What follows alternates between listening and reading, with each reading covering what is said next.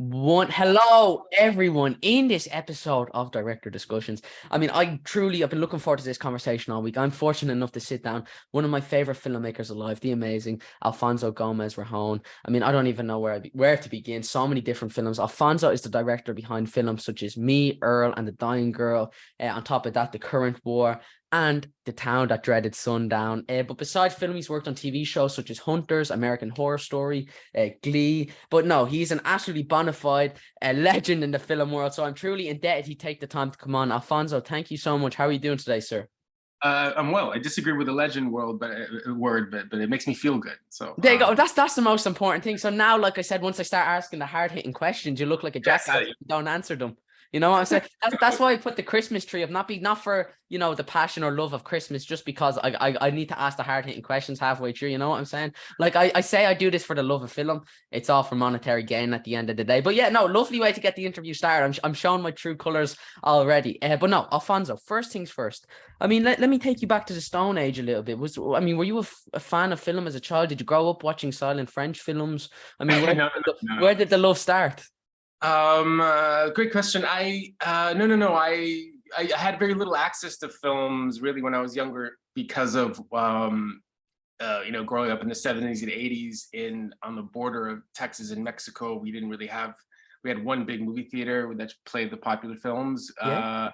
And three networks and HBO was beginning, so there wasn't much access to it. I was always an artist, I guess. I say that now comfortably. I couldn't really say the word many years ago. I just felt kind of pretentious, but I was very much an artist. I was always drawing or what I would eventually become storyboards, although I didn't quite know what they were.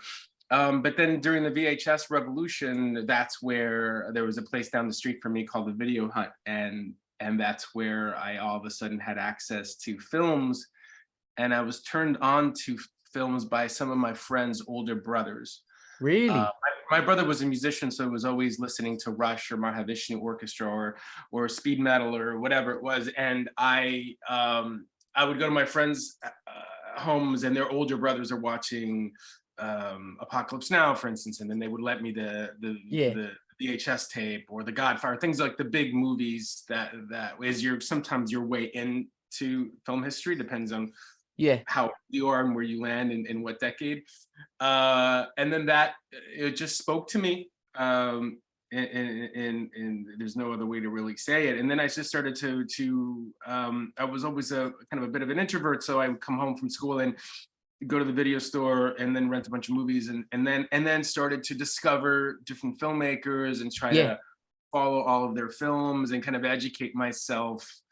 And it was studying the craft first, the pause button and seeing studying how the craft worked and the camera movements, and then eventually with the right films like Mean Streets particularly, then it starts to speak to you personally, and then you kind of go down different rabbit holes, and then eventually I had access to a few books. Once my sister went to college, I would then drive up north to San Antonio and then eventually Austin and go to bookstores and get film books and then read them, and then that would open me up to whole other worlds, and it's still today you realize how little you know, but it just really spoke to me. And very early on, I think I was 12 when I realized through a conversation with my sister that it was actually could be a career, and then I just kind of focused on it. Dude, amazing. You talk about reading film books. That's something that fascinates me. For Christmas, I'm of course getting some film books because so I can't wait for that. But what type of film books did you read? Can you remember any of them off the top of your head? Yeah, the big one, my Bible was Faber on Faber's, Scorsese on Scorsese. Yeah. At this time there weren't this is before the beginning of it's right around, well, actually when I went to college is when directors' commentaries really started on Laserdiscs and Criterion. Really? So it was that kind of period. It was that started. I remember walking through. I went to NYU because Scorsese went there, so I applied to one school, and I got in. And I remember walking down the halls at Tisch School of the Arts and hearing Scorsese's voice, and I was like, "What is he here?" And I walked into a room, and there was a bunch of people sitting down on these like black leatherette sofas. I remember watching Taxi Driver with the commentary, and I couldn't believe that existed. And then I realized it was out there, and I started to.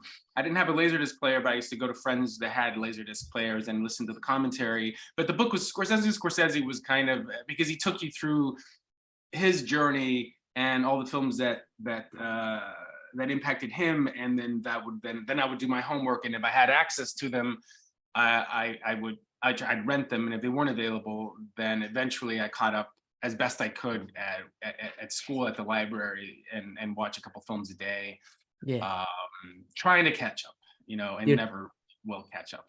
I hear about Laserdisc all the time. I don't think it exists. I think you've all these directors just tell these lies and pretend. And I think there's kind of a pact where you all just pretend that things like VHSs exist, and you all just kind of just nod your head and carry on the lie. But no, dude, that's interesting. I love director commentaries, because I mean, my dad, obviously back in the day, see, he still has a collection of DVDs, and I'll always look at the back, and if there's a director's commentary, I'll pop it in. I don't know. I don't know if they're as popular as they used to be. I mean, when you kind of got into, is director's commentary, do you feel, was it popular back? Because I mean, I speak as someone who obviously wasn't around when you were in school. I mean, was it more so popular then than it is now? Oh, I don't know. I think usually, on my last film, I had to, you record a commentary, and it's always a little scary to see your film again, because you've already said goodbye to it and you watch it again. And then always wonder, what you should have said and could have said, and who you left out, and all those things. So I think they still do it because DVDs, and certainly Criterion still does, and Criterion is putting out, DVD constantly. So it's just I guess it's more of a niche market now than it used to be. I don't know. I think to me, it's just pure gold, because you get an insight into the filmmaker's process, and in a sense of their personality sometimes, which is always a bit mysterious. I was talking to Christopher McQuarrie, who of course directs Mission Impossible and like some amazing stuff, and he was telling me like he was listening to Francis Ford Coppola doing a director's commentary for The Godfather, and he was like, Francis was like pining over shots he didn't get to put in the film, and he was like, oh, I would have loved to have done this, or maybe I could have done this shot, and there was this shot we had to cut due to budget and stuff like. And it's like, the fact that he can watch a film like The Godfather and only be like, that shot could have used a little bit of work. So I get what you're saying about being forced to go back. I mean, how are you for watching your films? Are you good? Because I've had some directors who say, I can't. I suffer. The pain is it's very raw still. For some reason, music takes me back sometimes.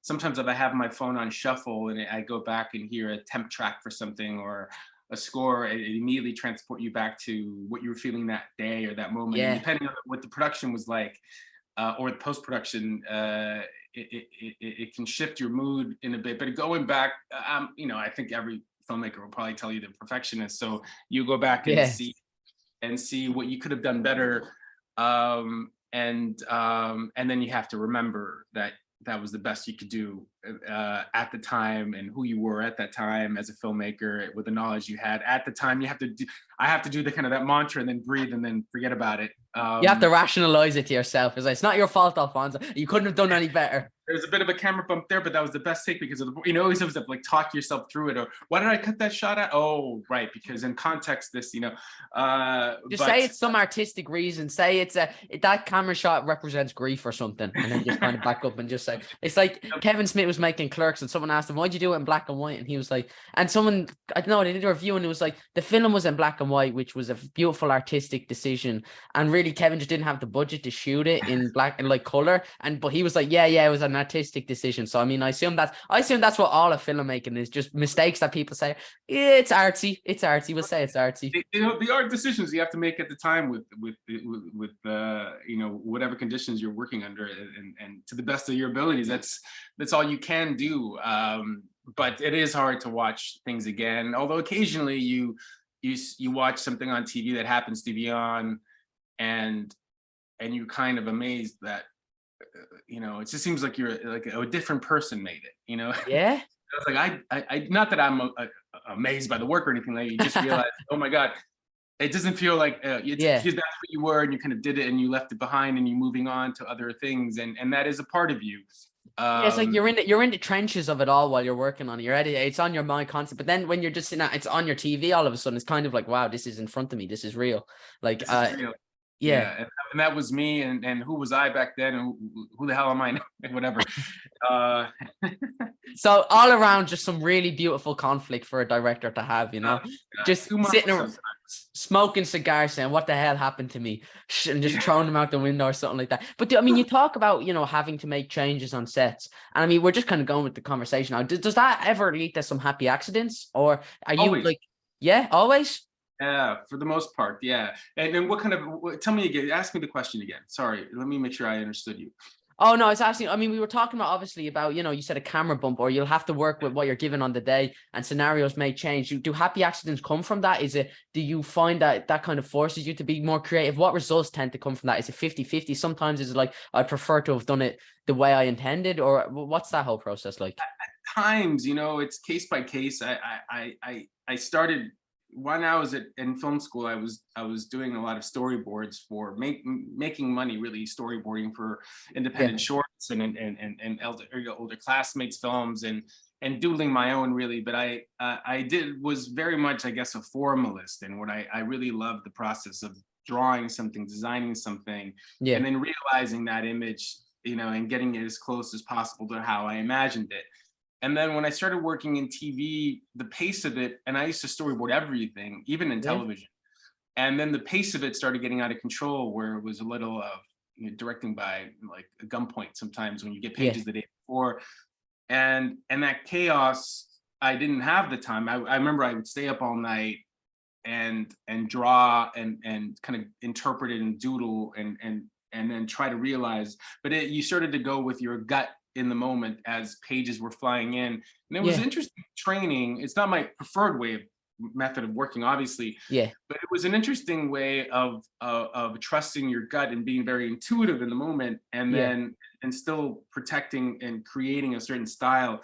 And that kind of looseness kind of bled into the film, my film work, in that sometimes you can, you mentioned the Coppola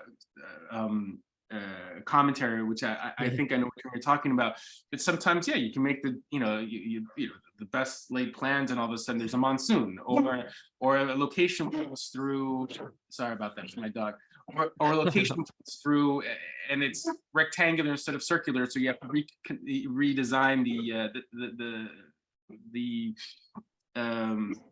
the movement, or whatever it is, or there's a better idea on set, or a scene changes, and you have to be open to follow those shifts, and because sometimes that's where the truth lies, and really listening to actors and having this conversation. So you have to be able to adapt, and sometimes under those constraints, time constraints, 3 shots can become one great one. But I do prefer designing and trying to realize that, but it never kind of works out all the time.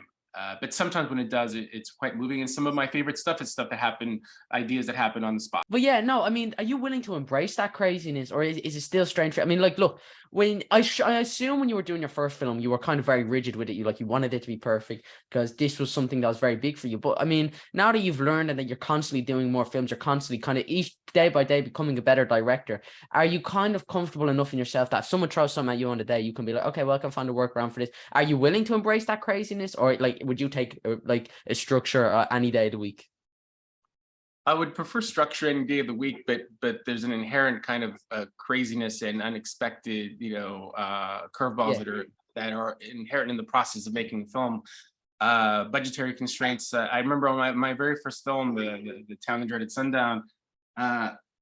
It was when I landed in Shreveport that we realized, or I realized, I felt quite alone during that production, that there wasn't the budget to support the film, and I had already designed all of it. And I remember having a conversation with one of my a great mentor of mine, because I didn't know what to do, and I realized that I had done some television. I had been involved as an assistant in some massive films with the great filmmakers, the best masters, and then second unit on some big films. But this is the first time I was actually alone trying to get my first film off the ground, and what I was complaining about was something that he was this other filmmaker was also going through, except mine was 26 days and his was 100 days, and he wanted 107 days, and I wanted 31 days, and it's always this negotiation you have to do. But if you could hold on to why you're making the movie, that spine of why, what attracted you to the story, then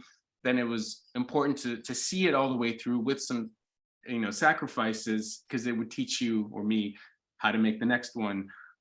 So you do always, you tend not to get, I mean, in my situation and in many friends' situations, and I know you can never get sometimes everything you want, but sometimes these constraints, as I said earlier, and these cuts or these limitations forces you to think in more creative ways and find simple solutions that might be more interesting.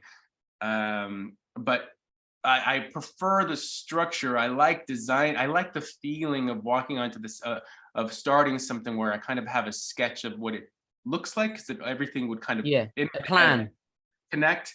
But I do like the rush of a new idea, and then feeling, and sometimes you're not alone. It's you feeling it. If I'm with Chung Chung, my DP, or so, and we both kind of, your body just kind of your body never lies. So your body always tells you, oh, this is right. This is much better, and this is the way in. And then the excitement of pursuing this new idea and pulling it off.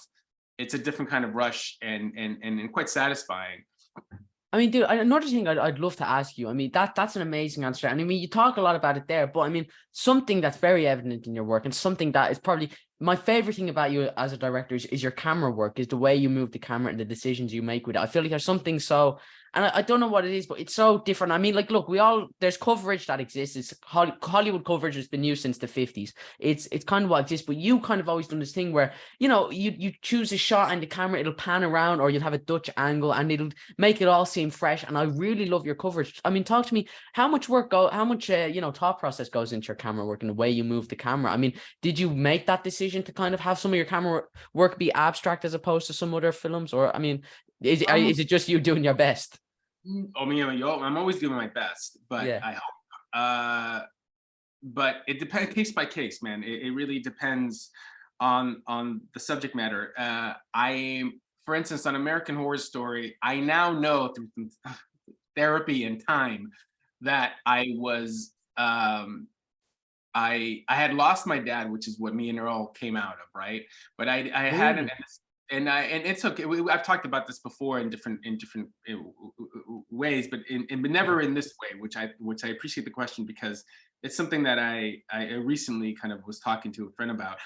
But what was happening is that I instead of grieving, which was the process of making me and Earl, right, and dealing with that, I really started to hide in the work, and it was the beginning of American Horror Story, the pilot. Really, Ryan Murphy directed a pilot. I directed a bunch of second unit on the pilot, and I remember he said, if this goes to series, then you could direct the second one and then move on. What I was absolutely, I was fearless, and I wanted to experiment as much as possible with the camera, and that show tonally allowed me to push the boundaries and push. And it was really a moment of experimentation for me. I was in denial about a lot of things. I didn't want to do that forever. I didn't want to I wanted to make films, but I also was really appreciative of the quality of those scripts and the actors and the opportunity that Ryan Murphy had given me, that I was really I think the secret was that I wasn't afraid to get fired. So because I just wanted to experiment, and then that became like the right frequency for the show.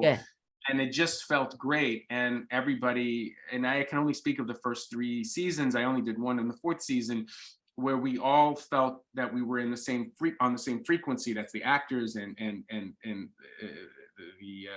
everyone on the technical side of it, and every department, that we're all doing something that was pushing, that was experimenting. I remember I was enjoying every episode. Okay, I'm gonna try a 10 millimeter, and then the next one, okay, I'm gonna try doing 6 millimeter. Constant movement, no movement whatsoever. And I discovered a lot of I was playing around so much that and arguing quite a bit with a lot of people at the time, because I just wanted to see ideas through and seeing them through, they succeeded for the most part. Some Yeah. massive failures, which is really interesting. Trying to do coverage with a 6mm lens was hilarious. It didn't work at all. No. No, it didn't work at all. But I tried it and it aired, Yeah. and it was just kind of this feeling of experimentation, but ultimately it was me bearing a lot of other emotions that eventually came out in a film that is much more, restrained. Yeah. It doesn't go there because it shouldn't go there. But I do love the camera very much, and Yes. then when I can, um, is I don't know how to say it. I mean, it's Scorsese's the master of this, like when to move and when not to move it, right? Yeah.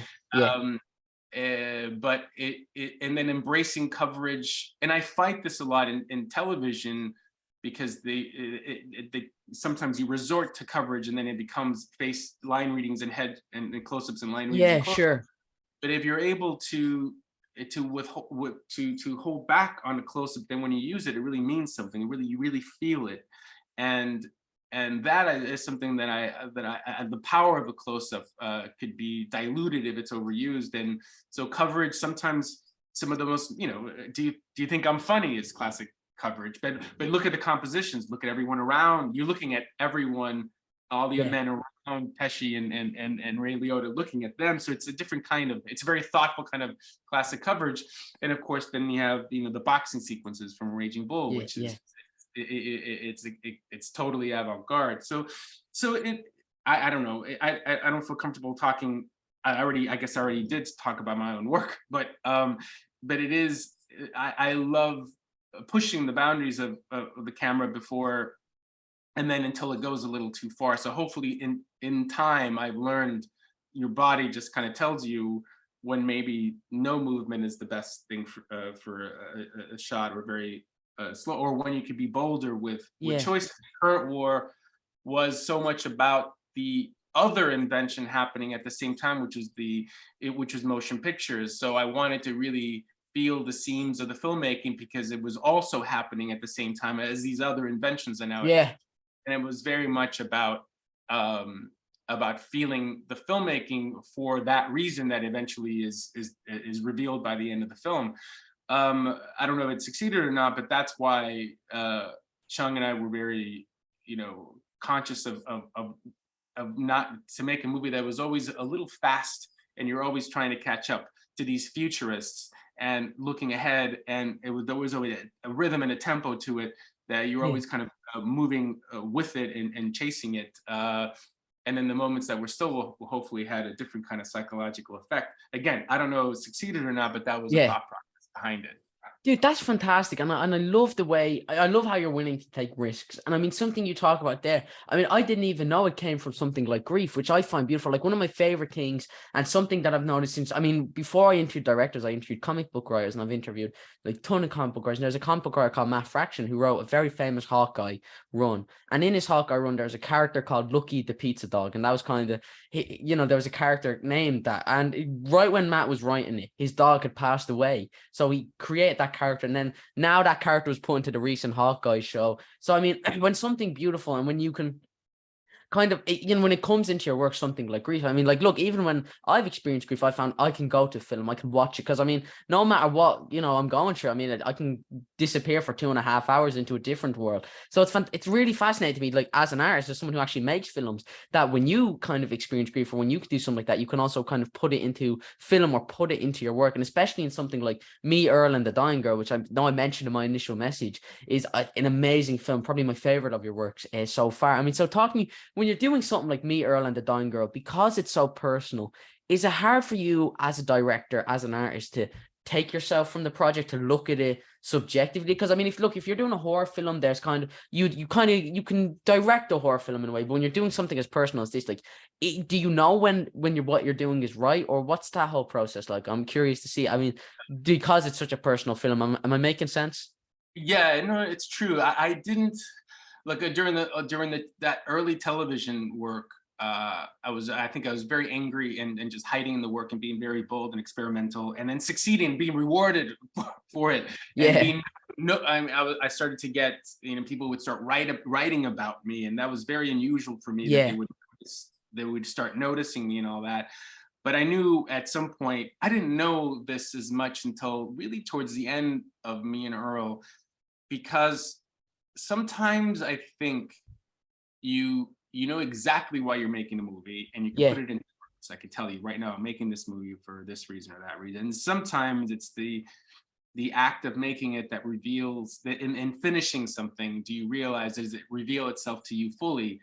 And that was the case with me and Earl. I can't say to you honestly that I knew exactly why I was making that movie Yeah. uh, till I knew I had to make it. You know, Yeah. it's one of these things I You can had to make feel it. it. You can feel it. Sometimes you struggle to put it into words, but I knew I needed to make it for a lot of reasons. But the the idea that I was making a movie for my father, the way Greg is making a movie for Rachel, Yeah. and and releasing that into the world, that didn't really come together for me until releasing the film, that I understand fully who I was and why Yeah. I was making it, because you're operating at a different in a different uh you're on in some kind of gear where you're not ready to express it, but the act of making it is the way you're going to be able to Yeah. let it out in the world. But your body is guiding you in some way, intuitive way, of that you need to make this. And I was lucky enough to get the opportunity to make it without any kind of interference. And it's, you know, Amazing. which I've had obviously in the one that in current war, but it that I had to deal with. But so yeah, that was very personal, but I wasn't able to really articulate it until much later, and see how much I was this guy, and what this really represented, and how honest it was, and how revealing it was of who I was at the time. Yeah. And that was the case with that. I mean, yeah, amazing, man. I mean, obviously I'm a dipshit 15-year-old, so if I'm, going too far, just let me know. But do you feel like you're a better person for having made a film like Me and Earl and the Dying Girl? Well, yeah, because it allowed me to, maybe if I didn't have the words for something, it allowed me, and you never So, quite move on from yeah, losing a loved one, but you learn how to integrate it into your life, and that becomes, you explode and you put yourself back together. You're never quite the same person, but that becomes what informs the work that comes after it.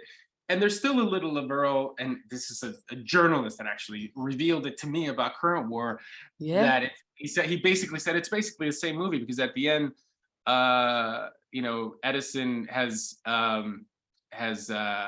brought his wife back to life at the end, and in the memory of Niagara Falls, he's trying to, through motion pictures, keep her alive.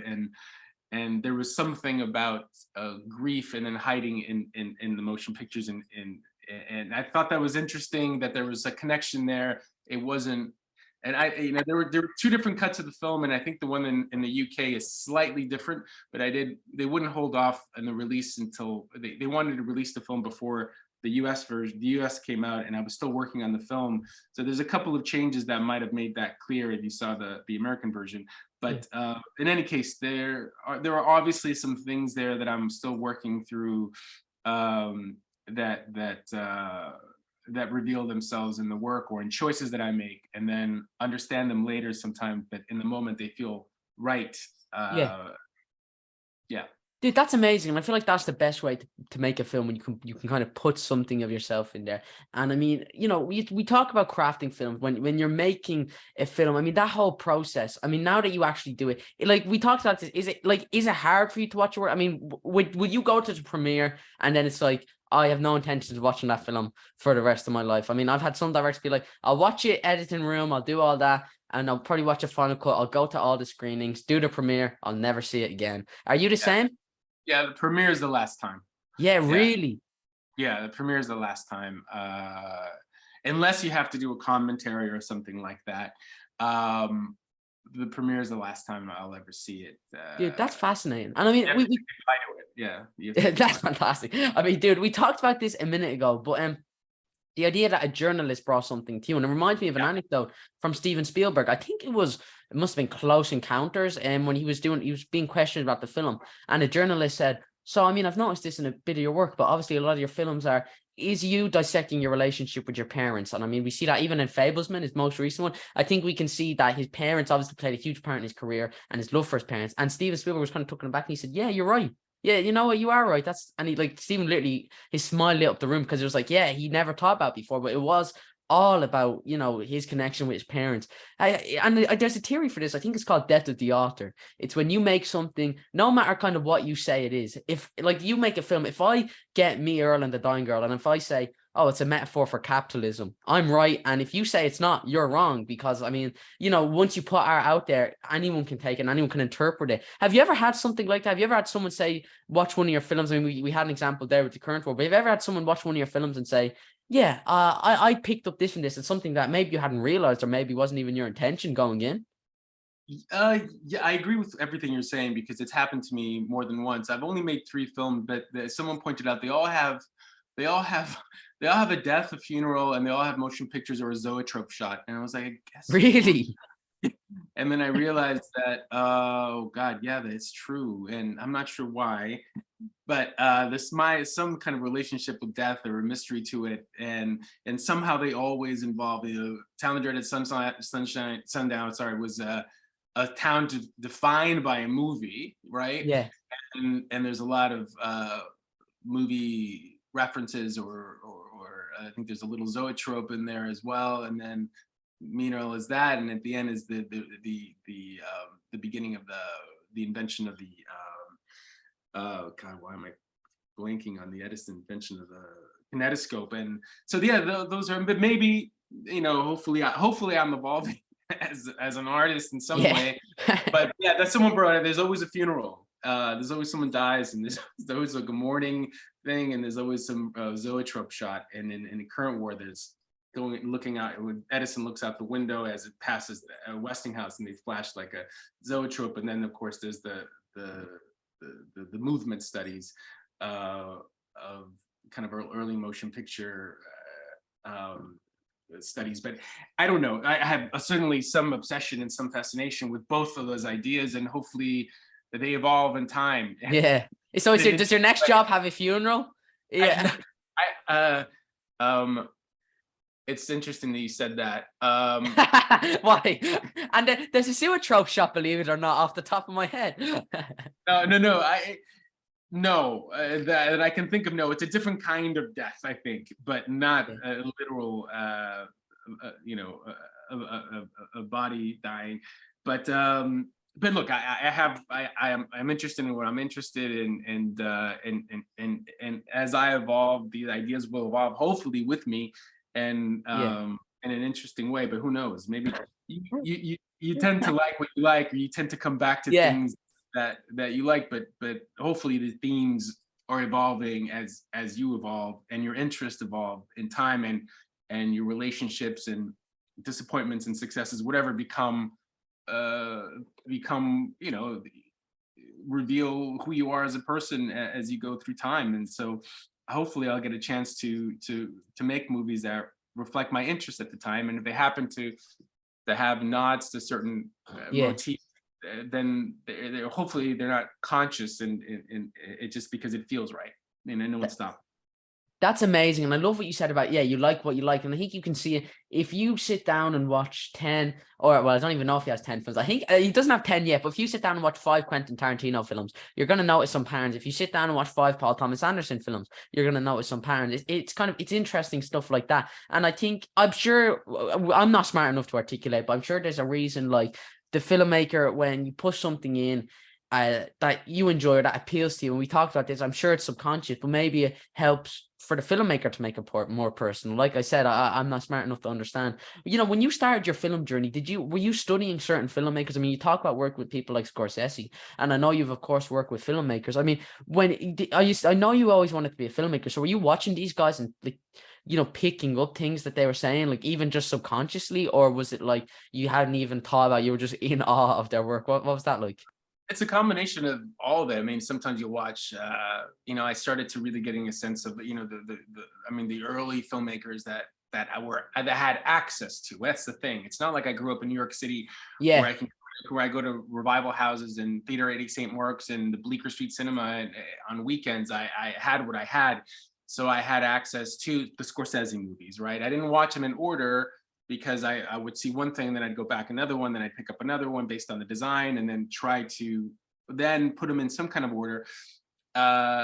Lynch was a big one, Yeah, and man. I worked with Fred Elms, his cinematographer, on the Huntress pilot, and I got to ask him a lot of questions. But you started picking up personalities. Tim Burton, obviously, from Yeah. Frankenweenie and all these films, and you start to pick up their stylistic choices, and it's fun to know within seconds who was the hand behind that certain film. But it's so yeah, you study them. Certainly, I'm attracted. Like I said earlier, I'm attracted to the craft. Yeah, The totally. craftsmanship and the movement, the cameras, or the lens selections, or what I perceived as lens selections, without really being fully, I educated in with the differences of the 35 and a 60. You start putting it together, what it feels like, and then eventually learn about lenses when you get a camera. But and then they start hitting you emotionally for different reasons. That's, for instance, Mean Streets. And then you can't look at the craft anymore and the filmmaking anymore, because you're absorbed into the performances and the Yeah. themes and reflections of of who you are and who you're. That one is very much about me and my brother and doubt and all these themes that I didn't have words for, but Yeah. a film was expressing it for me. And then that happens, right? And then that shifts you all of a sudden, and that changes something in you, and you realize that when I watched Do the Right Thing for the first time, right before I went to college, or other films, Cabaret, or all that jazz, they start affecting you in different ways that eventually you find the words for. But when you're alone and don't really have anyone to talk about Yeah. these films with, it's an internal kind of monologue. And you don't have, it's speaking to you, and then you see For what I sure. like about certain filmmakers is that and sort of 8.5, these are the greatest hits that you're discovering on your own. But you start, what I loved about it was, obviously I love actors very much, so the performances always Yeah. draw in, but the elasticity of film and the possibilities of film. When you watched a Scorsese movie and a Fellini movie and Yeah.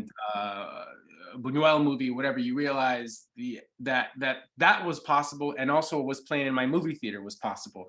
And you start seeing these two schools of the Hollywood structure, that if a movie made it to my hometown, it was a big hit, right? Yeah. Then you saw everything that never made it to my hometown, or I was too young for it, or was before my Yeah. time, and you realize that was also possible. The shapes were different, the formats were different. This absurdism and surrealism was possible in Yeah. film, and it's a very exciting time. And then I got a chance to really experiment on my own in film school, and keep watching films, which I try to not stop. Although there's so much good stuff this year that I'm trying to catch up. But Yeah. that Yeah, I mean, are you going to take some time over the Christmas break? Because I've chatted, all the filmmakers I've chatted with recently are like, they're taking a week off during Christmas, and they're not spending time with their family. They're getting out big projector and watching all the new films that have come out in the last couple of months or so. You have plans for that? Is there any new films you've checked out or gone to? Yes, yeah, I've seen Bardo 3 times. The Yeah. And that is an example of something that is breaking all these rules and making something quite elastic in the tradition of these semi-autobiographical Yeah. films, like 8.5. But and I've had, I used to be a Hunter's assistant, and then I directed second unit for him, to see Yeah. such a personal piece, but also such a bold, big swing, and stretching the form in his own way. It's very exciting. So I've seen that a few times. I've seen a lot of films, and it's been very exciting when you feel a little down or whatever. There's so Yes. much exciting stuff happening. You see Kate Blanchett and Tar, and obviously everything is possible, and that human beings are capable of such beauty, and it's quite invigorating. I can't wait to get back on a set. Yeah, it's been such a phenomenal year for film, man. I mean, truly. I mean, Yeah. you look at the films that come. I mean, I hope next year's is half as good. I mean, Alfonso, my last couple of questions before I let you go. I sincerely apologize for taking up so much of your time. I mean, let me ask you this: what is your dream job as a director? Say I said to you, you could work on anything. Is there a personal project to you? Is there some existing, personal property that exists out there? Is there a comedy or horror? Do you have an action film? And you, what if you could do any job? Is there one in particular? I mean, there's a couple of films. You have a couple of ghosts of films that fell apart that live with you, They still stick with you. You wake up in cold sweats some nights. because you've thought them through already and you've Oh designed yeah, them man. already, and sometimes it's very difficult. Films fall apart often and for different reasons. I'd like to explore uh, the culture that I was brought in, that I was raised in, on the border of Yeah. Texas and Mexico, I was and thinking while you were talking, that sounds fun. Like I could kind of visualize. I think that'd be fantastic coming from you. I think you could. that isn't a cartel movie, It's a Yeah. have in a very small town back then. Now it's much bigger. You have Mexicans on the American side, raised as I was raised. I was born on the American side, but raised Mexican, not allowed to speak English. Then you have Mexican Really? Americans, and you have Texans, and you have Chicano, and you have you have all these Texans that speak Spanish better than Mexican American. You have all these cultures, third world conditions, and oil and gas billions. Everyone's living together, and I think it's a culture I'd like to kind of put on film and tell my story in some way. And there's some personal stories, but of course there are a couple of novels that really changed my life. That one of Yeah. that I hope is my next film, and that you kind of have to will it to be.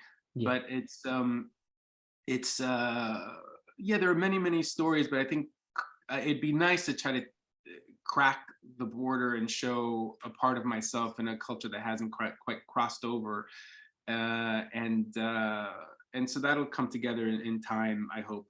Fantastic. But, yeah. Dude, that would really be amazing. And coming from you, I mean, the way you speak, and I'm not just saying that. I mean, you do strike me as someone who I don't think you appreciate how wise and smart you are. I mean, just in the way that just the way you kind of articulate words. I mean, dude, I feel like just you're much smarter than I'll ever be. So if you do make a film like that, I'll be there opening day watching it, man. So I totally think you should pursue that, man. I But am dude, attracted. Yeah, so I am attracted to some of these bigger movies. I've got one of my favorite movies of all time as a kid was Richard Donner's Superman, and yeah, it's a world that I love as well. And you just have to find the right one that speaks to you so you can contribute to it in some yeah, way, and find yourself in that story. And you're always attracted to big Hollywood stuff because you were raised with it, yeah, but then there's no denying the other filmmakers that kind of defined you as well and yeah. that helped you find your own voice. So it's this It's not a interesting. struggle, it's a Yeah, balance. I get what you're saying there. It's like these different kind of phase. I mean, like, look, there are people like, I mean, Scorsese was probably the greatest filmmaker to probably ever live. I mean, would he ever make a zombie film? I don't know. I mean, maybe not. But I mean, you still look at the work he's done. Not like I'm sure he has a lot of appreciation for zombie films. So do I. It's just the certain jobs that certain filmmakers do. But I mean, do you have a superhero film in you? I think that'd be interesting. You have a superhero film in you? I you know I've I would try to do something. Actually, this is you could, and I should send it to you. I Yeah. tried. My first film was always going to be this thing called Citizen, which was an original superhero, like Latin superhero thing, and I could never get it off the ground. Are you kidding me? And I could never get it off the ground. And I remember I was on Paramount. This is a classic movie moment. It's like the end of The Fablemans, right? I'm on Yeah. the I'm on the Paramount lot. I'm directing Glee, and I bump into Ryan Murphy, and he says, "I have a script for you that I think you should make. You keep talking about the film you want to make, and I worry that it's that you want to make your first film, Citizen Kane, but I think your first film could potentially be your Boxcar Bertha." And you kind of sometimes have to that the reason why you're not making a feature is because you're obsessing on maybe the wrong feature. Yeah. And so I was open all of a sudden to making Town That Dreaded Sundown, to kind of just make a film, make a first feature, and Yeah. then me and Earl came second. But Citizen eventually became a pilot. And so and it didn't end up going, but it has this cult following. I'll send you a link to it. Are you Um, kidding me? That sounds amazing. Please it never, do. it never got it has a cult following because there were screenings of it. And eventually the network decided not to go along with it because it was, it was expensive. It was Yeah. half of it was in Spanish. It was some mixed media, kind of Pink Floyd The Wall thing going on, Tom Waits. It was this wonderful experimental piece that that part of me still wants to make into a film if I found the right one. I am attracted to that one in a certain kind of way that I'd like to tell it. But yeah, so I guess there is one in me, and I've partially been able to realize it, but not fully, because it hasn't really been seen. And but hopefully in time I'll find the right one. But it was very, so yes, in my own way, I'd like to at some point do something like that. That's amazing. I mean, dude, the way you describe it actually has me excited. Please do forward me on the link to some of that. I'd love to see that. Dude, that's amazing. I mean, no, like, I love how you talk about these films, and I mean, the films you'd love to do, you can see in all of them. There's an element of you in all of them. I mean, even, you talked about one of the jobs you'd like to do is make a film about your childhood, and that superhero obviously speaking Spanish as well. I mean, I feel like these are all things that are inherent from you and come from your heart. I don't know if anyone else could do them. My last and final question for you before I let you go. Let me ask you this. What advice would you have for anyone looking to become a filmmaker? I kind of knew you were going to ask that. I expected it, and I never have an answer because I never know what to say. Am I that obvious? No. It's I knew it was potentially that was going to be a question, and I should have a fantastic answer. And I never quite do, nor do I get it asked that often. Yeah. So have I broken the streak now? And like, there's a Christmas tree, so if you don't answer it, you're a jackass. We talked about No. It's it's very simple for me, and it's something you keep, it's about being true to yourself. And like, the best advice I ever got was that your body never lies, and intuitively you know what's right and what's wrong for you, and not chasing a trend or being in the film industry for the wrong reasons, whether that's going to be money or this or that. You have to really find your way in whatever medium it is, and whatever genre it is. Find your way into it. Otherwise, it could feel like a job, right? And that's the last thing you want it to feel like. And that's not why you're making it. So if it is a zombie movie, if it is a horror film or a drama, whatever it is, if you can find your way into it, and certainly for me, if I can find something that I'm working through, that I'd like to work through thematically, through these characters, through these people, and because these actors are extensions of my imagination, and they can articulate things that I can. And if I could also, with that, find something stylistically or technically, or I don't know what the right word is, that I feel I can potentially experiment with and push the medium. Now, I'm not saying push the medium in a good way, but for myself. And try something that feels in sync with the tone of the film. And if you can find a marriage between these two that feels right to you, that's true to who you are at this moment in your life, that seems to be what guides me, for better or for worse. It hasn't been easy. And really not giving a fuck what people think, is something I think you can see that in your work, and I love that. It's my favorite thing, where you can just kind of unbridledly just say who cares, and then just go wild with it. That's amazing, man. Truly. If it's tonally right for the subject, and for sometimes the best movies are very still, and that's the discipline of that journey. And other times it allows for more freedom, depending on the shape of it and the tone of the film, and in the priorities being, the creating a space for the actors, and what you're saying with it, and why now, and why you. Dude, I mean, Alfonso, that's truly amazing advice, sir. It's been such a pleasure, Sean. Before I let you go, are you on Facebook, Instagram, Twitter? Are you on social media? Can people go follow you? I'm not really on social media at all. You're a better man than I am. Anyway, any new projects you can promote? Anything people can keep an eye on? Not yet, but let's talk in a few months, and hopefully I'll have some good news. Oh, amazing, Alfonso. It's truly been such an honor chatting with you. I'll talk to you a little bit off air. Everyone, before we go finish up, you can follow me over on Twitter if you'd like, just at DanielFeed33. As always, if you have the means, please feel free to donate to the National Deaf Children's Society, link for that in the description. But yeah, thank you guys so much for watching. Go check out all of Alfonso's work. And this has been, I think this is my last interview of 2022. So what a beautiful way to cap it off. Alfonso, thank you so much for coming on, sir. Thank you so much. This has been a real pleasure.